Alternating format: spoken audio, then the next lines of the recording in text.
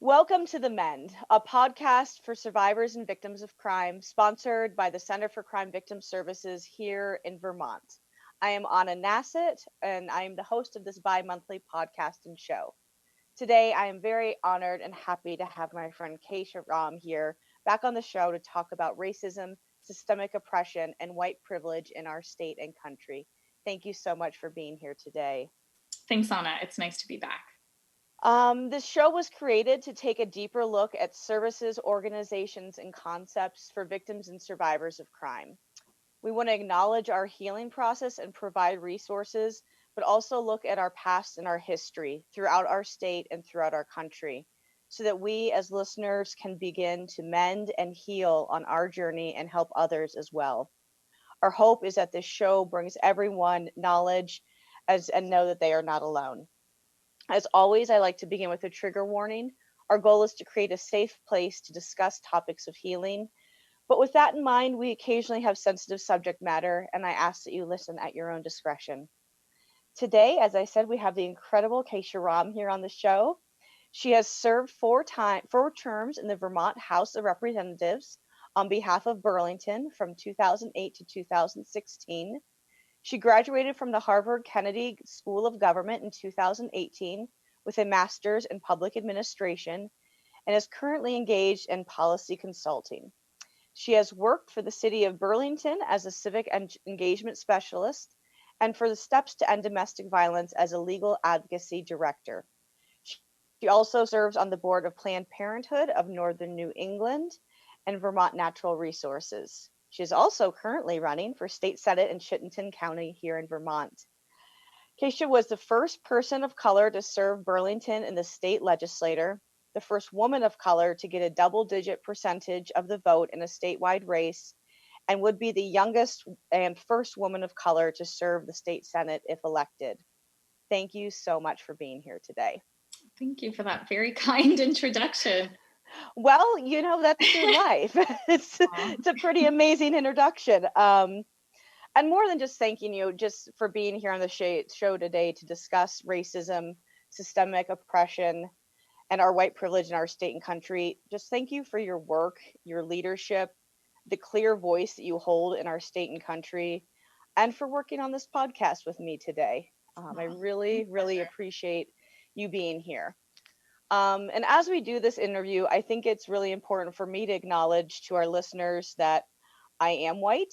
I grew up with wonderful parents, but despite their best efforts, I grew up with systemic racism and oppression. I work to learn, to listen, and to amplify voices that are not my race. Will I and do I screw up? Yes, of course. We all do. I will never understand the difficulties and struggles of what it's like to grow up as a person of color here in this country. But with that in mind, I'm here to learn today, to work to do better, and just honestly am deeply humbled that you would come on the show. It is not your duty. It's not your obligation to aid white people, but here you are, and I cannot thank you enough. Thank you. Yes. So let's dive in. For our listeners who have not heard or met you before, do you mind sharing a little bit about your upbringing? Yeah, and I really appreciate, Anna, that you reflected on, having a family that tried hard to make you a good person and instill a sense of fairness in you. But this stuff runs pretty deep. And my mother is a Jewish American white woman who grew up in Chicago and, certainly went through her own struggles. I remember hearing that her first boyfriend was Black and he was a basketball player, and he dumped her because he said, his mother wouldn't allow him to date a Jewish person. So, there's a complicated relationship that we all have to race in this country. My father is an Indian immigrant who was born in the part of India that became Pakistan, came to UCLA for college, met my mother eventually, and was told, every day to go back to Mexico, it felt like, when we were growing up in California. And just yesterday, I'm sorry, my dog has decided this is the moment to squeak her toy in the background. So that's okay. But, when just yesterday I was talking to my mother, we were talking about George Floyd and the protests and everything happening.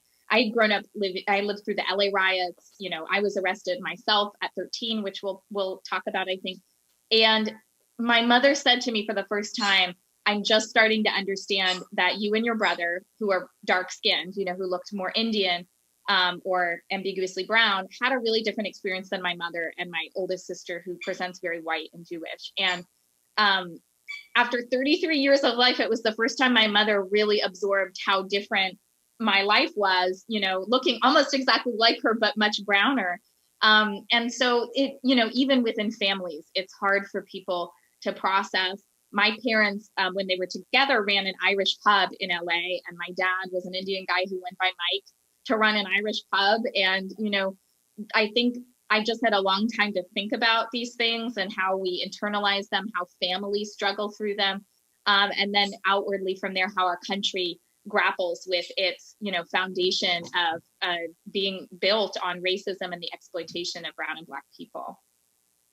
Absolutely. Thank you for sharing that. And wow, how interesting that conversation with your mother yesterday. I mean, I can't imagine how one would feel after that. Seen and yet also frustrated and all of those emotions, I'm sure. But I'm really glad you got to have that conversation with her. I think Thank you. that's incredible. So as we dive in, I mean, these are such a huge topics that we could talk about for hours. So we're going to try and start by looking here in our state of Vermont, and talking about systemic oppression and racism in our state of Vermont, with the knowledge that every state has its own steep past in this. And I think it would benefit our listeners to be able to hear about our state. And if they're not from here, that they can look into the history of their own state. So could you share with me about this, about, you know, systematic oppression and racism here in Vermont? Yeah, you know, I always feel like you could just go to a conference somewhere and think like, wow, nice food, great hotel. I'm going to go to the local, you know, sort of nightlife drag or whatever it is, and miss so much history, miss so much of an opportunity to understand what has transpired in those communities. And there are, you know, really beautiful historic things to remember, and deep pain and marginalization and suffering. And, you know, here in Vermont, we're one of the whitest states in the country, but we still have a past and a history that's worth understanding. And I've really tried to make a lot of effort to understand that. Sorry, I just threw a toy for my dog. And so, you know, she's doing this because we're on Zoom. So we're going to take that away. You know, Vermont has a really interesting history as the 14th state, right? You have your colonies and, you know, a history of sort of grappling with being the first 13 states and what that meant in the founding of the country. And Vermont was kind of the outlaw in that sense. They didn't want to be part of New Hampshire. They didn't want to be part of New York. They also didn't really want to be part of the US at first. I have a lot of respect for Ethan and Ira Allen, you know, but you have to sort of look back even deeper than that. Samuel de Champlain, you know, who was one of the first white French settlers to come here, you know, was really aided in many ways and helped by the Abenaki community that was already here, part of the Wabanaki Confederacy that made up the majority of the indigenous folks that were in New England until they, out on the other side of Lake Champlain, they run up into the Iroquois Confederacy on the New York side, which a lot of people are more familiar with. You know, Ira and Ethan Allen had a brother who was a slaveholder. One of our first Supreme Court justices in Vermont had slaves. And there are a lot of accounts of, you know, Black folks who made it up to northern New England for safety, you know, to get away from, as fugitive slaves, to get away from oppression that was very overt in the South, and would reflect that they still felt like people threw the N-word around a lot up in northern New England, that they could get a foothold in the economy, you know, get a little bit of an income, but had no ability for upward, you know, any kind of upward movement in their career path or their income. And, you know, we have a really interesting history here in Vermont with Quakers, who I think it can be really beautiful and painful if you think about it. We were one of the last stops on the Underground Railroad. And you had a lot of Black folks who would end up at the Rokeby Farm, which is a Quaker-owned farm that's just south of Burlington. And Quakers don't believe that you can own a person. Obviously, as we all shouldn't, but it was very much part of their religious beliefs at the time. So they didn't believe that you could hold ownership over somebody, or that meant you couldn't buy their freedom. So what they would do is, they would have Black folks who were fugitive slaves and their families work on the farm in merino wool, and then pay off their own debt, the cost of their life, to the slaveholders in the South. And many of them would go on. Here she is, my dog, who's like really miserable that I'm talking to someone on the internet. Hi, sweetie. Yeah, what would we do without dogs? So they would, help Black folks buy their own freedom. And I've gone to some of the schools in the area to talk to the young people about, they were some of the first in the country to say Black Lives Matter. Black Lives Matter as much as my life. This life is not worth money. No life is. It's not worth less than mine. This life has value intrinsically in and of itself. And so that created a complicated situation where they couldn't help them pay for their freedom, but they would pay them as, free beings and help them pay for their freedom. Wow. Yeah. So we have this really interesting backstory. And then if you ask a lot of Vermonters today, they'll say, well, we were the first to outlaw slavery. We were a state of abolitionists. We really didn't believe in slave ownership in any major way. But they kind of stop there, right? And then you still have to wonder, why are we such a white state? What happened to the other folks who were here who might not have been Black, but have other histories? The University of Vermont and many parts of the elite ruling class of the early turn of the 20th century, they were really big academic leaders in the eugenics movement. And many people aren't even that familiar with the eugenics movement of the early 20th century, where it was determined that people who were indigent, had some kind of mental defect, and were often people who were just judged because they were poor and or people of color, were forced into sterilization. So two-thirds of the people sterilized were women. And a lot of the people sterilized in Vermont were Abenaki. That they didn't release the records on that forced sterilization until the 60s and 70s, when there was a court case about it. And there's still a lot of silence around the issue. There has now just recently been a law to teach about the eugenics movement in schools, and really to acknowledge that, Vermont didn't necessarily sterilize more people than other states. This was around the country, it was rampant.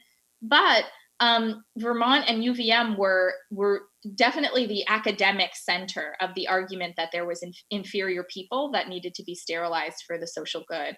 And their findings and their academic research was cited by Nazis, and by Hitler. So, we've had this really dark history in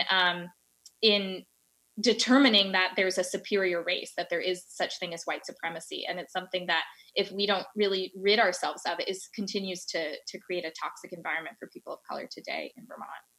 Wow. I will say that I'm embarrassed that I just learned a lot that I didn't know about my state and about my history of this place. So thank you for sharing that. And yeah, I would encourage everyone to look into their state's history and really learn, because that's definitely something I'm going to be challenged to do deeper.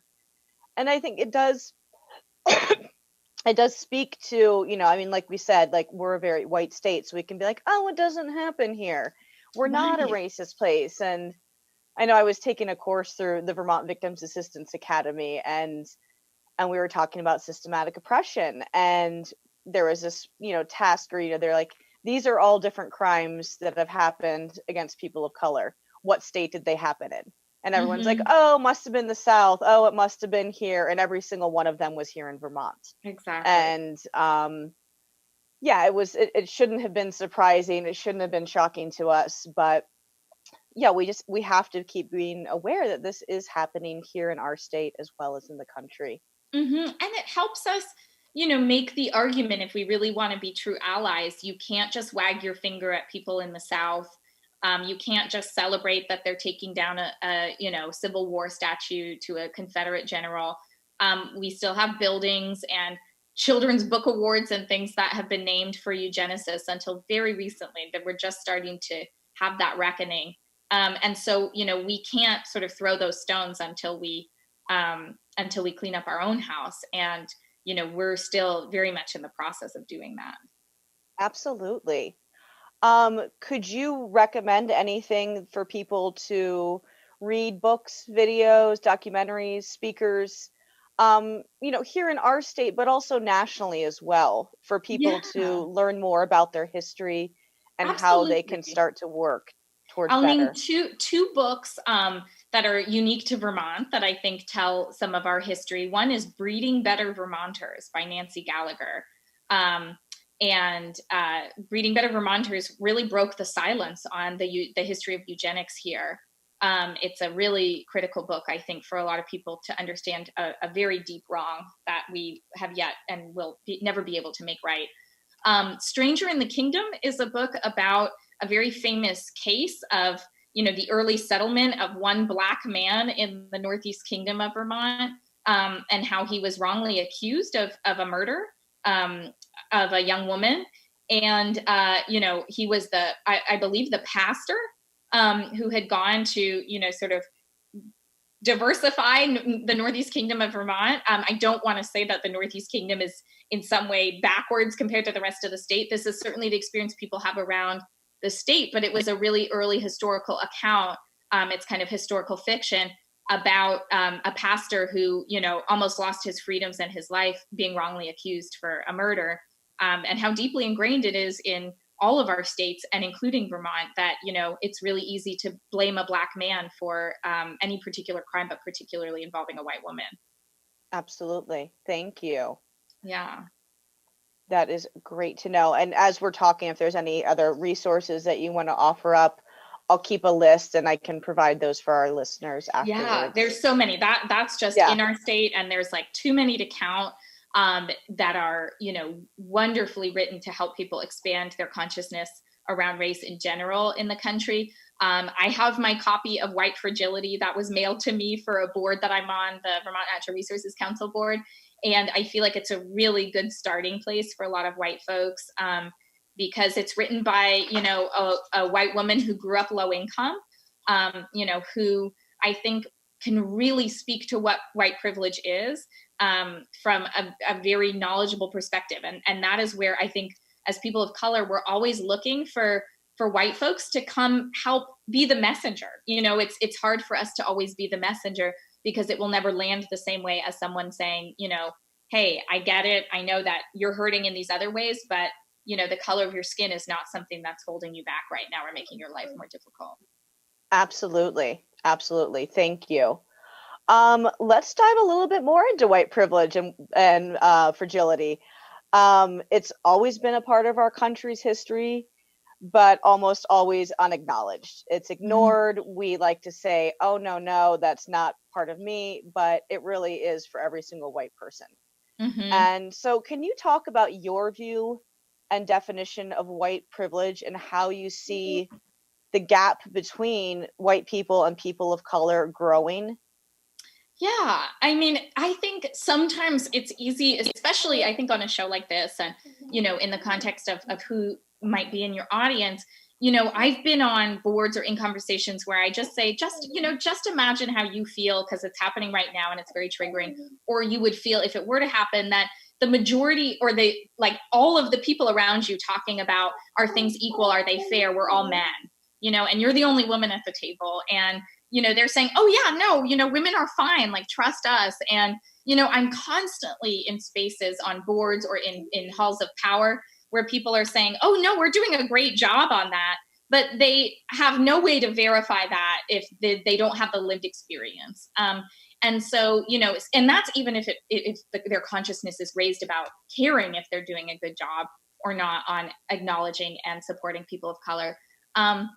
In many ways, what white privilege means is the ability to just not think at all about your race. It doesn't, contribute to your survival or your economic well-being or the ways that you have to navigate the world, in order to be considered successful or professional. And it's also being part of a culture that was designed for you, that you can really know and value success. And so I really love, for example, Jeffrey Canada, who started the Harlem Children's Zone, which is a project it was really meant to support young Black kids in Harlem who weren't getting a proper education, weren't college ready. He'd go door to door and talk to their mothers and say, I'm not telling you you haven't been successful because you've survived a lot, you're working multiple jobs, you're surviving a country that wasn't made for you. But I'm telling you that I want to help your kid be successful in the way that white middle class people just simply don't think about, having 50 or more books on the shelves, talking about college at a young age, being prepared for success and knowing what professionalism in the workplace looks like in our context in this country. So, just being ready to be successful. And then still, no matter what, you have new research coming out, Raj Chetty and other economists saying that even if a Black family rises to the upper middle class or upper class, they are far more in danger of their kids losing that wealth. So the wealth gap in this country isn't just what didn't just start out vast, right? Because a lot of wealth was exploited from Black and brown folks. Many people don't know about the Tulsa massacre that burned Black Wall Street to the ground in the 1920s. The ways that when Black people tried to create self-sufficiency, they were policed and controlled. But even if they do rise to that level of obtaining wealth, they can so quickly lose it. They can be, it can fall apart for them. Arrests, being much more scrutinized, losing jobs, losing homes, losing wealth. So the American dream has just always been very fragile for particularly Black Americans, but for a lot of people of color, in comparison to white folks. And so you have situations like, a 30-year difference in life expectancy between Black and white folks in Boston, just 3 T stops away. And that kind of thing, affects people's health, well-being, the education of their children, and their ability to get ahead, and has created a cycle that's extended well beyond the end of slavery. Absolutely. Thank you so much. I mean, it's so true. Like, the society was created for me to succeed, and Right. it's such a shame. And I mean, especially right now as we're in the time of COVID-19, looking at the statistical data of people of color dying at such a huge rate as compared to white people, it shouldn't be shocking, but once again, it was. Right. Yeah. And, there are people who've been trying to tease that apart from the beginning of the pandemic and who knew this was coming, and I've said recently that, understanding the insidious nature of racism sometimes feels like you're an epidemiologist or a public health expert saying, hey, we can predict that these people are going to get treated differently in the healthcare system, that they're more vulnerable because of the housing they live in and the air they breathe, that they're much more likely to work in jobs where they're exposed to the threat and to the virus. And so all of these things mean we have to work harder and we have to change what we do for folks of color.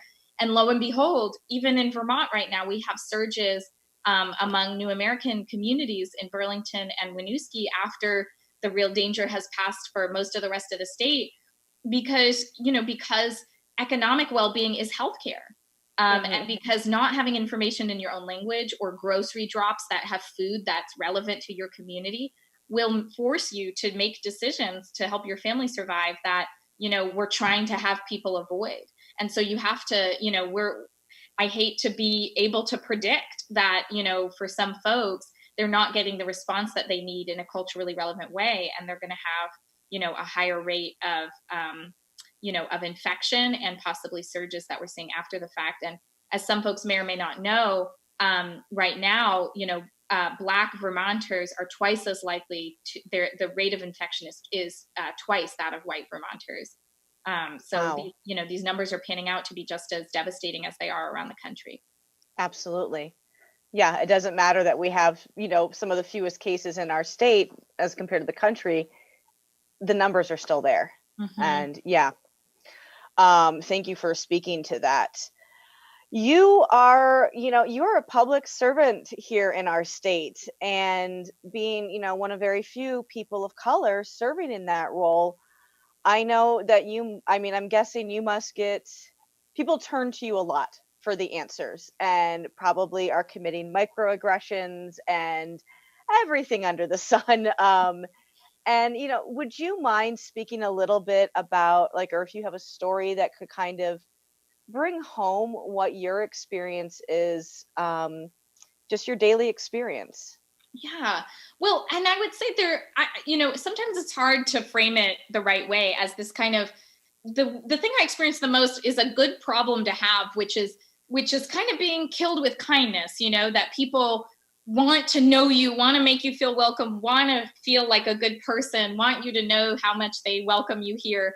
And so they kind of go out of their way to make you feel more welcome or include you in things.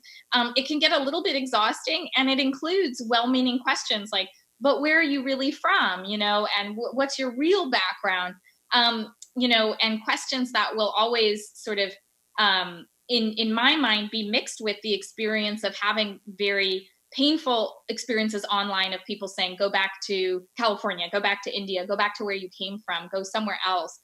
um, you know on the very well-meaning side of that, it's people who want to know you and know where you're really from, and don't ever let you feel like you can just be a Vermonter just like they are. And on the other side of that are people who desperately don't want you to feel welcome. And no matter if other legislators who are white are from Connecticut or New York or Massachusetts, they don't ever hear go back to those states. It's Kaya Morris, the Black woman in Bennington who resigned because of racial harassment, who always heard go back to Chicago. It's me hearing go back to Los Angeles. People, it's an easy trope to use against people of color. It happens to me a lot here. But more than anything, honestly, the good news is that I've had a lot of folks, just try to make me feel as welcome as possible. But it also makes you feel like you stand out. And, I had this conversation with a friend of mine who identifies as a trans woman. Like, we all want to do the thing that Danica Rome did, who's a trans woman in Virginia who became a legislator, and say, yes, I am a person of color, or I'm a trans woman, and I care about transportation and healthcare. And, but you also are someone who has to speak for a group of people who get left behind in those issues a lot. And, so yeah, when I was a young 22-year-old woman of color in the legislature, no one thought I was a legislator. I had colleagues who saw it firsthand and had to advocate, no, she gets to be in the legislative lounge. She gets a legislative ID card. You have to treat her like a legislator, because otherwise it was really hard to tease apart every day. Do they think I'm not meant to be here because I'm young, or a person of color, or a woman? Probably all three. Right. So and then the hard part is, and I try to explain this a lot to folks, white folks who might feel like someone's overreacting toward them if they make a innocent comment or they ask an innocent question. That might be the 10th or 11th time that day that someone's done something like that to you. And another time it might have felt really malicious or insidious, and you didn't say something, and you end up taking it out on somebody else, and it's hard to always manage that and control that, because so much is coming at you every day. And I imagine sometimes, I don't know the experience of being a white presenting woman, but, as a white presenting woman at a job where the eighth person says, oh, hey girls, or hey ladies to you, or, comments on your clothes, it just starts to get under your skin. And the same thing happens when you're a person of color and people keep questioning where you're from, what you bring to the table, that you're not really a Vermonter, those kinds of things start to wear you down every day. Absolutely. I know that you and I talked a little bit about anger.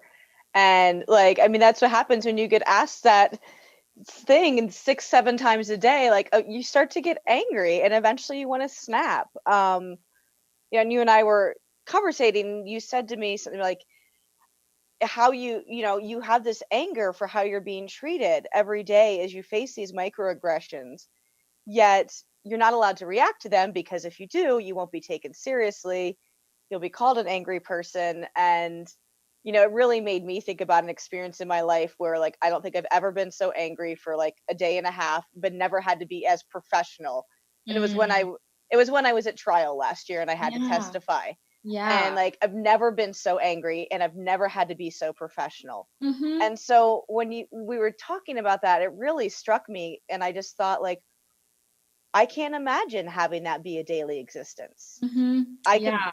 barely do it for 8 hours. So, can you speak a little bit about anger and just feeling unheard and how you move through that in this public civil servant place that you're in? Yeah, and I do think that it is a fair comparison. I can't speak from all kinds of personal experiences fully, but when I look at some of the intersections in my life, I think it is fair to say that the same kinds of triggers that a survivor of domestic or sexual violence might feel that other people have no idea are happening for them. It's like a siren going off in your head. It's a blaring trigger, and it hurts, and most people are not picking up on it at all. And so when that happens to a survivor or victim of violence, you know, it made me realize recently that having been arrested at the age of 13, and having the officers brag about getting overtime when they picked up three young brown women at 8:45 and said it was a curfew violation, and then asked us our race and asked us if we were Mexican, and then said, okay, fine, we're just going to put you as other because that helps us with our overtime. Someone said to me, oh, you had PTSD from that experience. You have a constant trigger. It's a trigger that's made it hard to engage with police. It's an instant feeling that you might have a car accident if you see a police officer, if you see someone in uniform. I did almost every day in the state house. And, I had to get over that initial fear to work with them and to, do good work on behalf of victims of domestic violence or in racial bias in policing. But there's that instant fear of somebody, that I did not realize was such a deep trigger from being 13 years old and being arrested and treated that way. That in some ways that kind of PTSD is something only other survivors of violence and trauma can understand. So yeah, it runs really deep, and it means that you don't know if you're going to snap at your partner, at a mentor, at someone who's particularly well-meaning, or somebody who really does come at you with malice. You just might get into that fight or flight feeling of someone is trying to take away my freedom and my ability to move freely in the world. And not everyone can sort of understand that, maybe until this pandemic.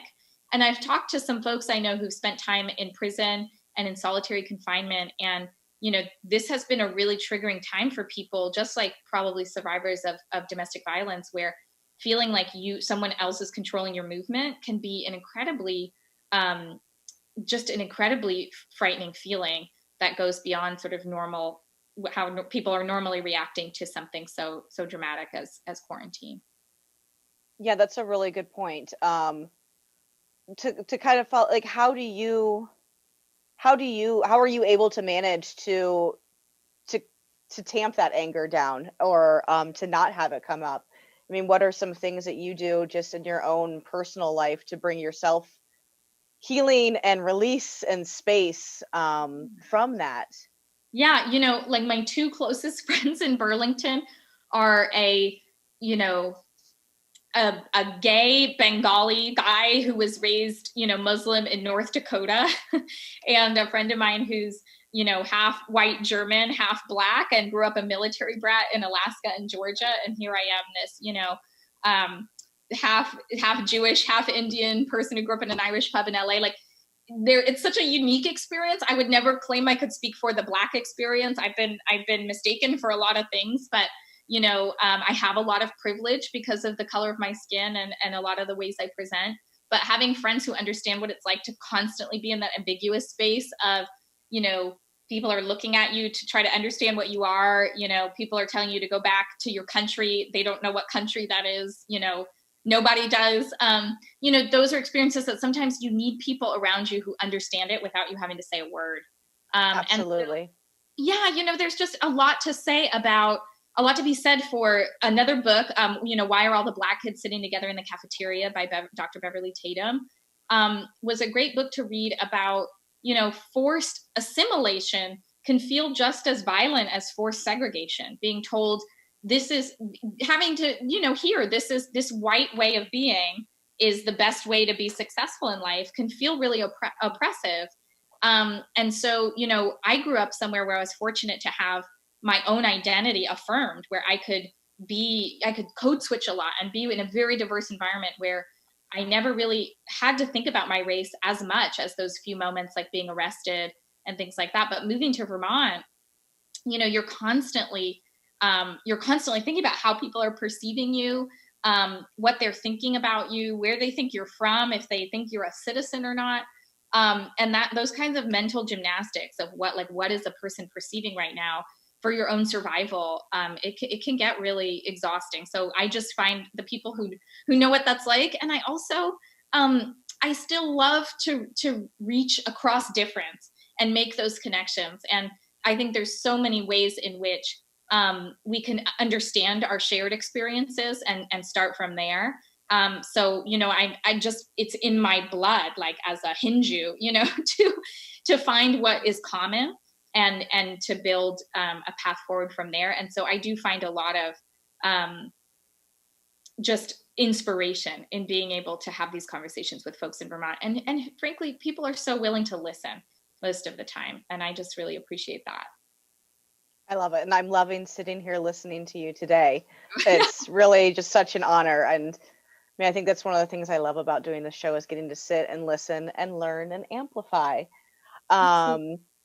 So we're going to end this episode now, and we're going to come back. This is a two-parter. My first two-parter. So we're going to end this episode and come back with our second part, where we're going to talk more about all of these issues and get a little bit more into police. And just, I just wanted to give this as much time as we needed, and we need lots of time. So thank you, everyone, for listening. We'll be back with another episode. If you'd like to learn more about Kesha's work, you can go to her website or KeshaRam.com. KeshaRam.com. Yeah. We'll be right back with our next episode of The MEND. Thank you. Stay tuned.